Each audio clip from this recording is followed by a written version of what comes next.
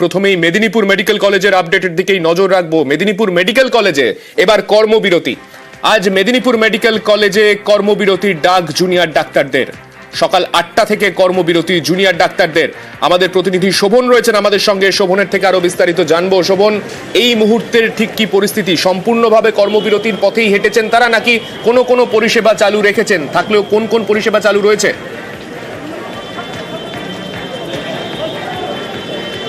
দেখো সান্নিক, গতকালই কিন্তু জুনিয়র ডাক্তাররা মেদিনীপুর মেডিকেল কলেজ হাসপাতালে জুনিয়র ডাক্তাররা ঘোষণা করেছিলেন যে আজ থেকে অর্থাৎ শুক্রবার থেকেই কিন্তু তারা কর্মবিরতি পালন করবেন মেদিনীপুর মেডিকেল কলেজ হাসপাতালে। এবং গতকাল তারা জানিয়েছিলেন যে সমস্ত বিভাগে, এমার্জেন্সি সহ সমস্ত বিভাগে কিন্তু এই কর্মবিরতি তারা চালিয়ে যাবেন আজ থেকে, এবং অনির্দিষ্টকালের জন্য সেই কর্মবিরতি চলবে।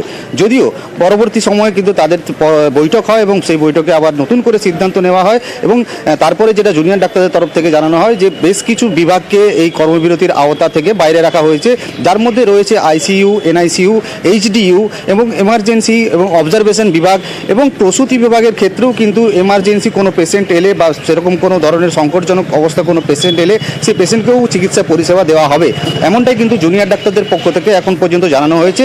যদিও বেলা বাড়ার সাথে সাথে কিন্তু আবারও বৈঠকে বসার কথা রয়েছে, জুনিয়র ডাক্তারদের বৈঠক হওয়ার কথা রয়েছে এবং বৈঠকের পরে কিন্তু আরও তারা সিদ্ধান্ত জানাতে পারবে, পরবর্তী সিদ্ধান্ত তাদের কি হবে, কোন পথে তারা হাঁটবেন, তাদের আন্দোলনের রূপরেখা কি হবে, সমস্ত কিছু কিন্তু তারা জানাবেন তাদের এই দ্বিতীয় যে বৈঠক হবে সেই বৈঠকের পরে। সান্নিক, ধন্যবাদ শোভন।